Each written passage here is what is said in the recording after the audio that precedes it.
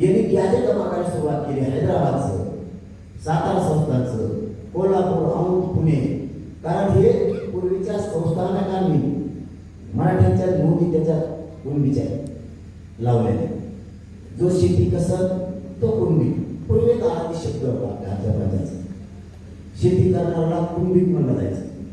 जसं की पुढे एखाद्या जागेवर जर जमायला गेले लग्नाचं तर पूर्वीकडचे विचारायचे पोरग काय करते. तर मग त्या पोराकडचे सगळे काम सांगायचे की माझं पोरग एकटं 15 एकर कुणबी पोरी आहे. कुणबीमध्ये त्याला सुद्धा शब्द आहे शेती. जसं की पूर्वी आपले आई वडील चपलावर पायताना त्याला सुधारित शब्द चप्पल, बुटा, काय असेल. पहिले ते आपले लोक घराला वाडा म्हणायचे, त्याला आता सुधारित शब्द हौस, आंब, तंब. तसं कुणबीला सुधारित शब्द शेती आहे. त्यावेळेस ते सगळं रेकॉर्ड तयार केलेलं आहे. आणि हे जर त्याच्याकडे सगळे लागू केले तर मराठा सहजपणानं विषयात जातोय आणि सगळा मराठा बसतो. आता एकट्या कोल्हापूरचं जर उदाहरण घेतलं ना, कोल्हापूरच्या गॅजेटमध्ये 3,45,000 6.5 ते 7.5 लाख मराठा अक्षरात आहे. सगळ्यात मोठी पोटू किती इतक्या जर नोंदी आहे आणि ते शासकीय सरकारी दस्तावेज. त्यामुळे ते गांगाटा पण येतो. हैदराबाद गॅजेटचा पण तसाच विषय. म्हणून आपण पक्क घ्यायचं ठरवलंय तर मग त्यांच्या डोक्यात आला आता की पक्कच आरक्षण घेणार. आपण एक काम करू, 2-4 प्रमाणपत्र रद्द करू. माझ्या गैरसमज होतोय बाबू पक्का डावा करायचा बाबा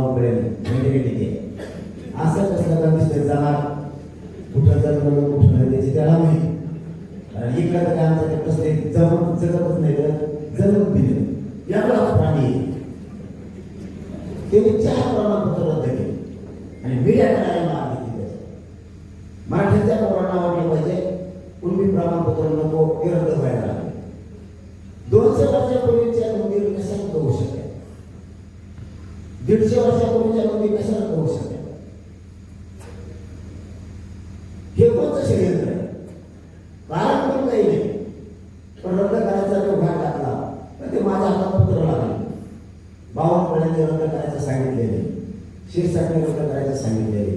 आता तर त्यांनी अधिकारीच कामाला लावला. असं काही मला मी सांगितलं अधिकारीच आता त्याचा प्रवक्ता झाला, वकिली करायला लागला.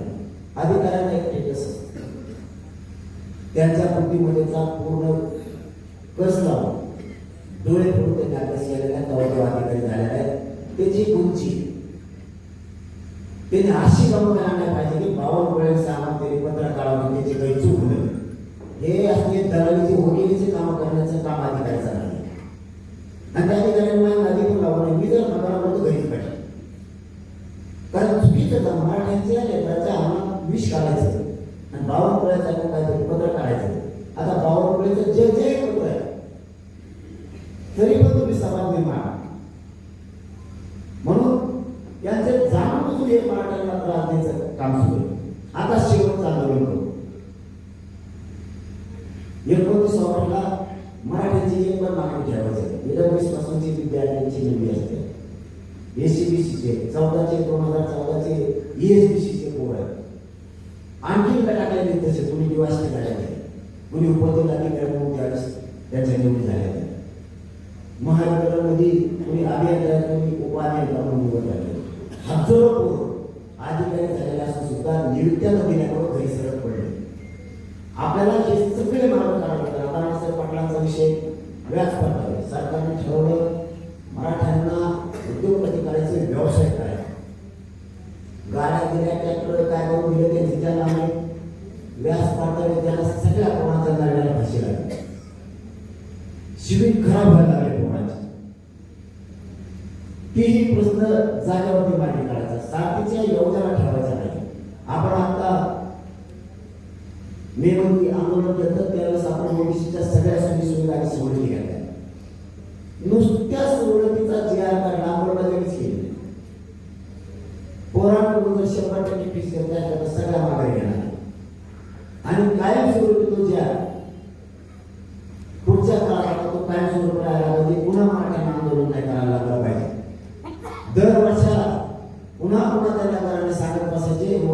वर्षांचे ते मराठ्यांनी आंदोलन करत बसायचे. ह्या भानगडीत आता पडायचं नाही. 58 लाख नोंदीपासून सगळे गॅजेट घ्या, त्याचे चेअर काढून त्याच्या नोंदी घ्यायच्या नसतात. ज्या ताकदीने सरकारला खेटायची त्या ताकदीने खेटायचं आता यावेळेस ठरवलेलं. त्याशिवाय सरकारला काय कळत नाही. तुम्हाला 2-3 कामं सांगतो तेवढं करतो, कारण तुम्ही सुद्धा 7ला कार्यक्रम म्हणल्यावर 5 वाजल्यापासून आलेला असतात. त्यामुळे तुम्हाला एक मोकळ करतो, मी बी जेवतो झोपतो. तुमच्या जिल्ह्यातल्या एकही गाव तुम्ही सोडू नका. प्रत्येक गावागावात घराघरात जाऊन मराठ्यांना सांगा की शेवटचं आंदोलन करायचंय. या आंदोलनाच्या पाठीशी ताकदीनं लावून सगळ्यांनी 29 ऑगस्टला आंदोलन